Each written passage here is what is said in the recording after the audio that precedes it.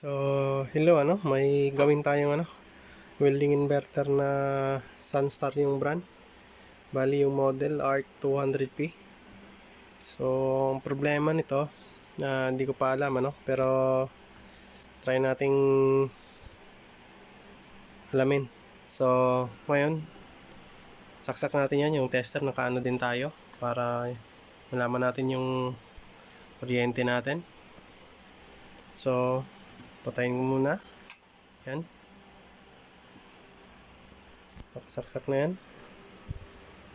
So, bali may tayo? Input na 200 volts AC. So, on natin yung welding.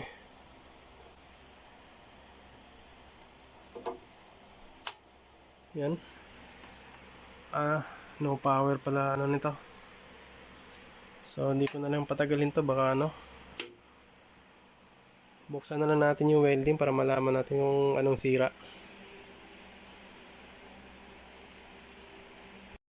So, binuksan na natin yung Sunstar. Bali, ito yung loob. Yan. So, sa tingin ko, ginalaw na to kasi yan yung mga hinang-hinang na yan, ginalaw na yan. Tsaka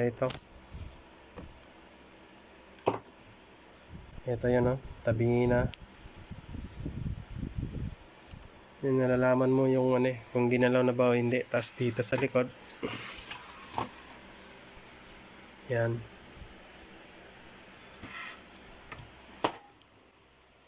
So, patay na.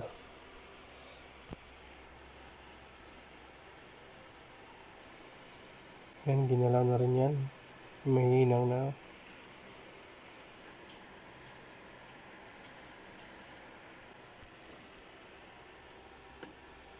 At hindi kaya nakuha nila yung problema nito.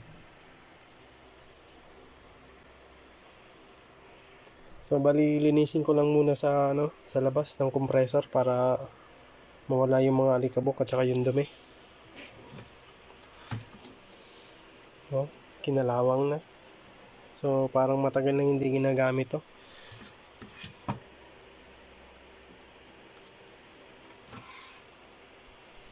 So, balik ko lang dito sa workbench pagka natapos ko ng malinis So, balik tayo So, yung problema pala ng welding nito kaya ayaw mag-power kasi nasira yung switch. So, tinanggal ko yung switch, pinalitan ko ng bago ang isang spare. Yan. So, okay yung switch, kaya lang hindi ko tinuloy na papaanda rin o ipa-plug in yung unit sa sa 220 volts kasi nga shorted yung main capacitor natin. So, pagka shorted yung main capacitor natin, sira yung mga IGBT. Kaya pala pinagawa na to sa sinukuha na siguro to ng manggagawa. So, check pa lang natin ayos ko muna yung camera para ma-check natin ng So, bali check natin yung main capacitor So, yan, naka-continuity tayo. Kita mo pag tinester ko. Yan, shorted tumutunog yung natin. So, kahit natin saan nilagay yung tester natin sa main capacitor, ito. Alam ko na ako ba't hindi natanggal na yung dito. Natanggal na yung tawag doon. Yung connector dito sa capacitor doon sa kabilang side ng board kaya ayaw tumunog. Ito. Yan. Tapos testing tayo ng IGBT. Ito yung IGBT. Dalawa lang ginamit. Ito, hindi. Dito.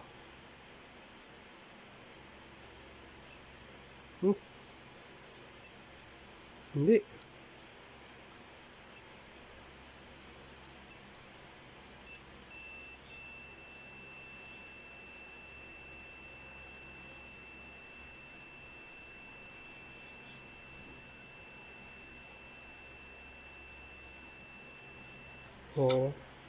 Pagka ganito, Sira yung diode natin. Saan ba yung diode?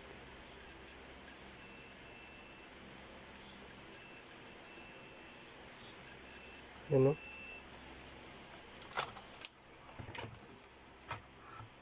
Sira yung diode natin. Check natin yung diode. Yung bridge type. Sira nga.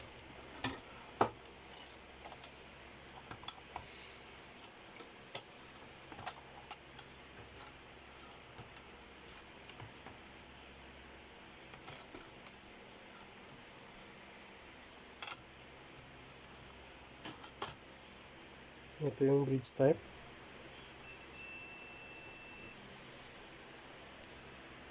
Posibleng sira niya lahat ng pin. Shorted oh.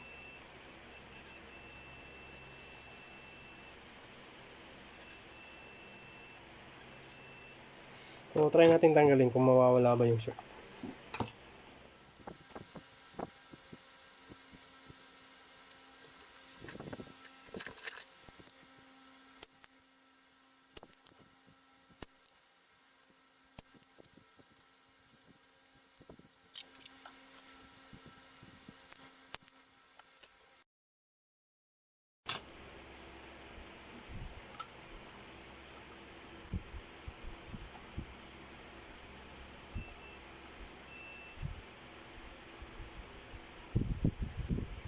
Nawala. So bridge type diode yung nasira, ano? Yan, okay lang yan. Kasi charge ng capacitor yan. Yun nga, wala na ano. Ito magkasama. Ito dapat magkasama din to. Pero hindi na kasi nga natanggal na yung ano dito doon sa ilalim. Ay, nako yung gumagawa. So try natin tester yung ano. Pero hindi naman shorted yung kanina. Pero tanggalin na rin natin to. Para ma-check natin kung sira ba o hindi.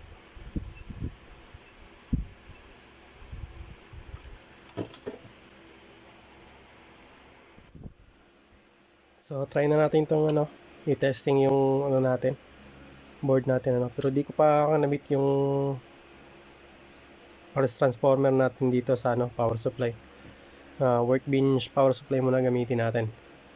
So eto, nagpalit na tayo ng ano, bridge type diode. Ito yung original.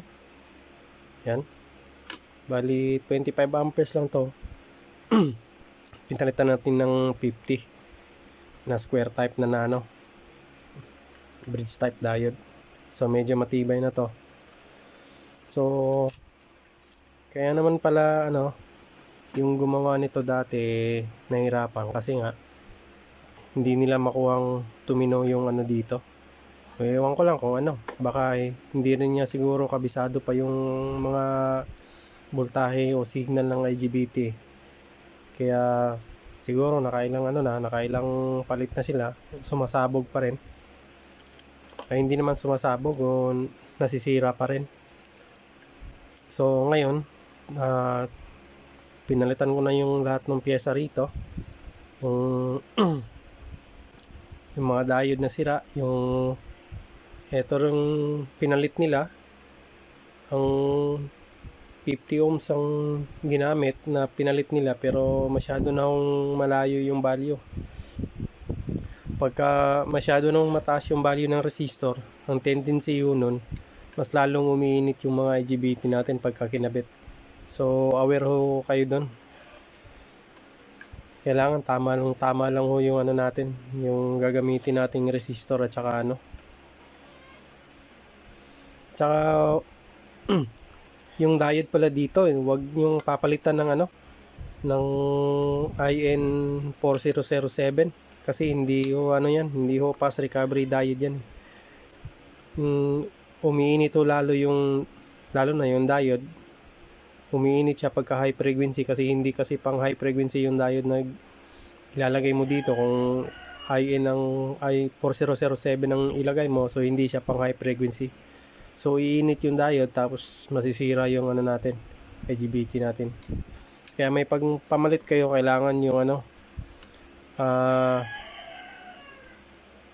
Scotty diode. Scotty naman lahat dito eh. Scotty o ewan ko anong term doon, anong tawag doon, basta Scotty yun. O Scotty diode o Scotty diode. So ngayon, try natin boundary na. So yan. Palagay tayo ng yan. 50 volts AC. So try nating makumpleto na kasi nung nakaraan dinesting natin dito okay na, pero yung kabila wala tayong makuha. So ngayon yan,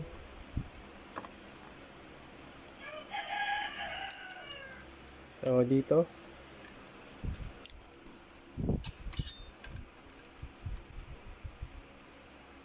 yan, tingnan natin yung tester So on ko na yung power supply natin.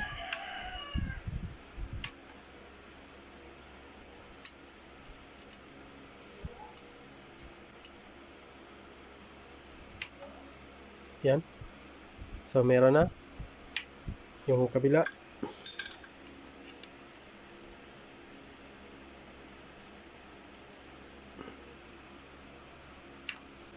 Yan. So okay na yan. Dito rin. So pwede na nating ilagay yung yung bagong IGBT natin Pero subukan nating tingnan yung signal nito sa oscilloscope. So ayan naikabit ko na yung scope. So tingnan natin yung frequency.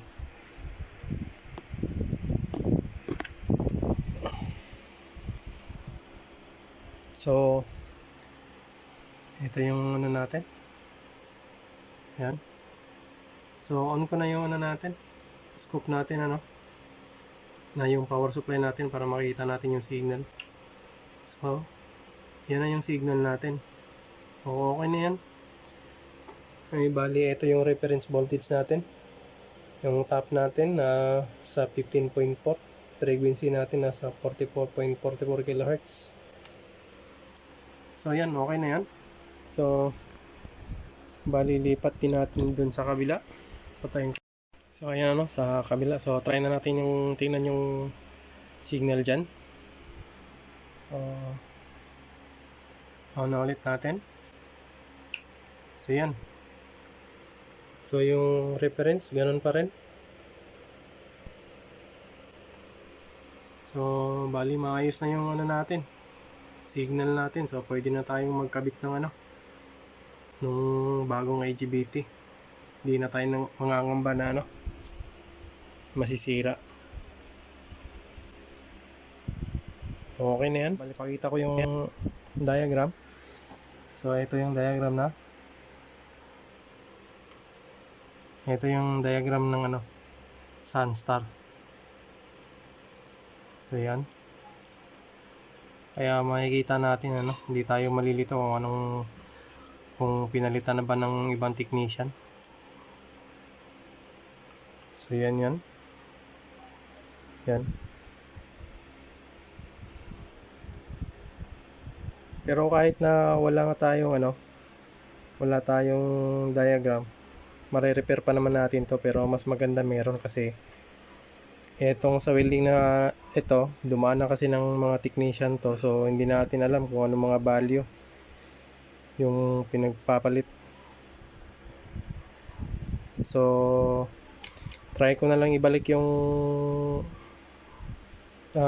power supply transformer at saka ikabit yung mga IGBT. Hindi ko napapakita sa video tapos testing natin. So naikabit na natin yung transformer natin, power supply transformer, yung IGBT nakakabit na rin pati dyan, dalawa. So ngayon subukan na natin tong i-on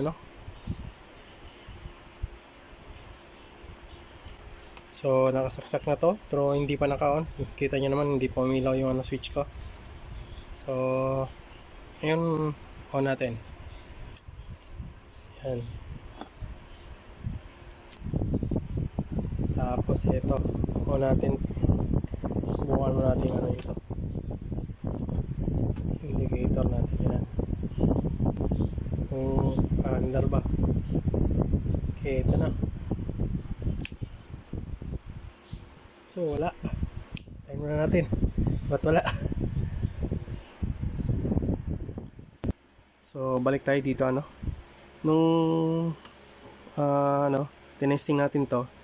So nagtaka tayo ba't ayaw umandar, oh. Nagpalit na tayo ng diode, bago na yan. So nakakabit na rin natin yung mga IGBT, tsaka yung transformer natin dito. Ayaw pa rin. So trinace ko yung dahilan ba't ayaw. Kaya naman pala siguro nahirapan yung gumawa nito kasi nga hindi na nila makuha-kuha yung problema.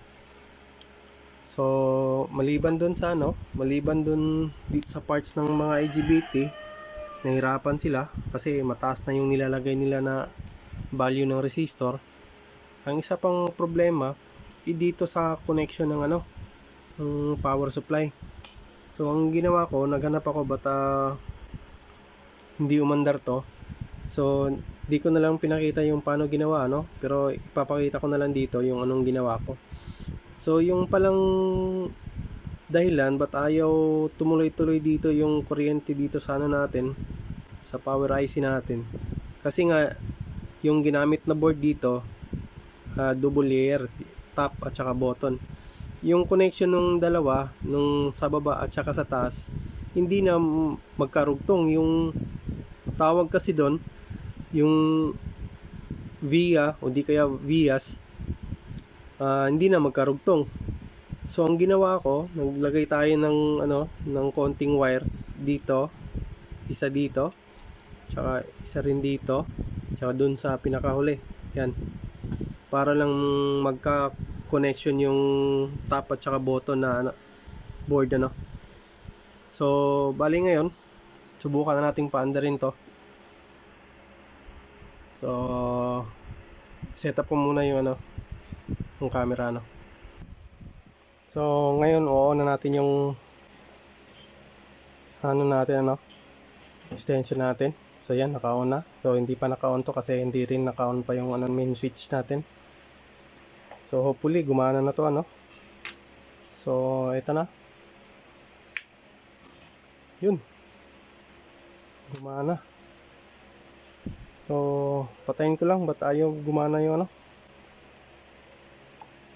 yung fan.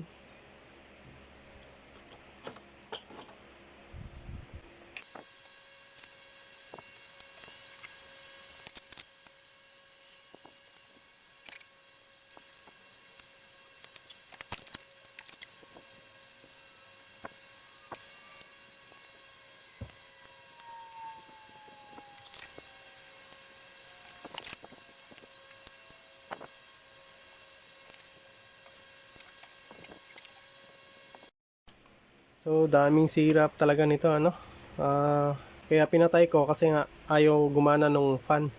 So although gumana na yung natin, welding machine natin, ayaw gumana nung fan. Nung trinace ko sa sa diagram natin, ito kasi ground to yan, magkadugtong yung ground, walang problema. Dito naman sa B+ na 24, ito yung kadugtong niya. Yan. Walang problema dito. Pero dito, pagdating ng sa resistor, wala.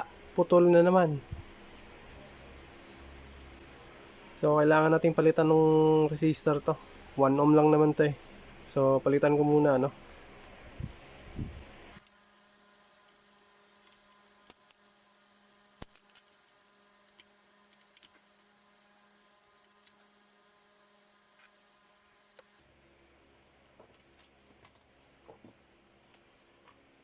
So, testerin natin, Although alam na natin na to, wala talaga.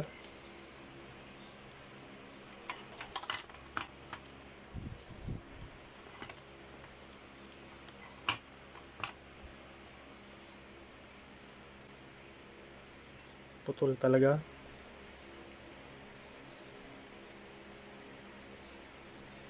Yan masyado nang mataas. Ganyanin natin kasi maliwanag Yan, mig na. 37.1 mig. Wala na. So, palitan natin ito. 1 ohm lang naman ito eh. So, yan.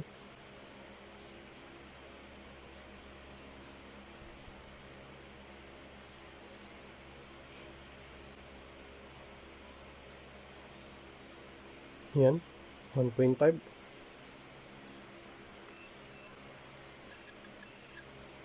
So, palitan na natin.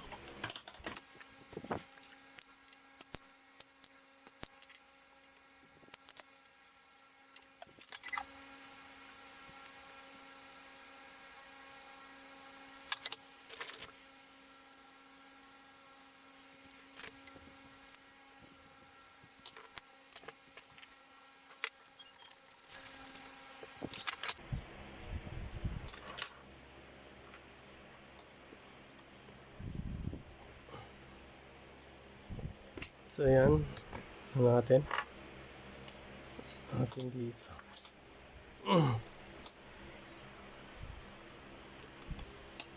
Tapos, magpo-voltage tayo. Ayan na lang.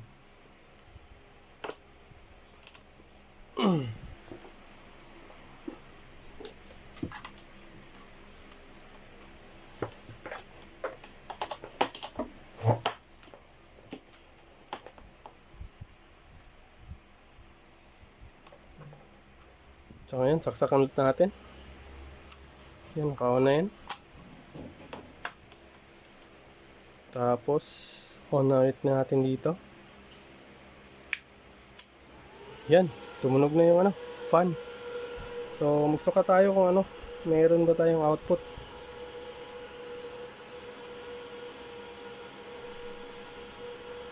So, yan. 46.6. So, bali okay na to. So, sa wakas na-solve na rin natin. So, na lang. I-assemble ko lang to tapos testing natin nung maayos. Saka, pagkatapos nun, welding natin sa labas. Ay, ang daming sira. So, ito na yung Sunstar. Nakakabit na yung board sa casing kasi yan yung itsura. Yan. So nilinis natin to.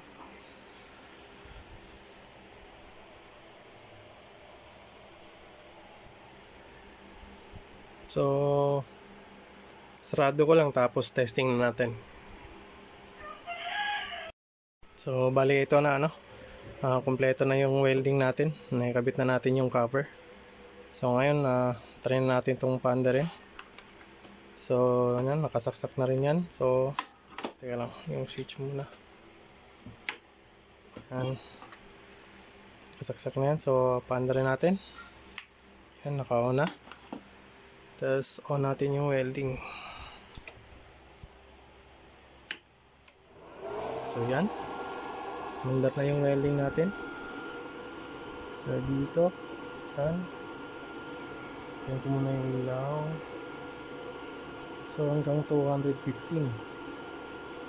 So ngayon mag-test tayo ng output voltage.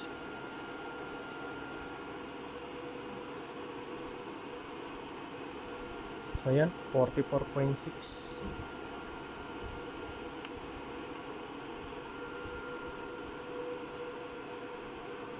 Ayan. So bali okay na to. So testing na lang natin tong i-welding sa labas testing na natin tong kagagawa nating welding inverter na brand Sunstar, bali model ARC 200P. So ayan So on na natin yung welding. So ayan. So 164. So okay na yan. So testing natin yung welding to.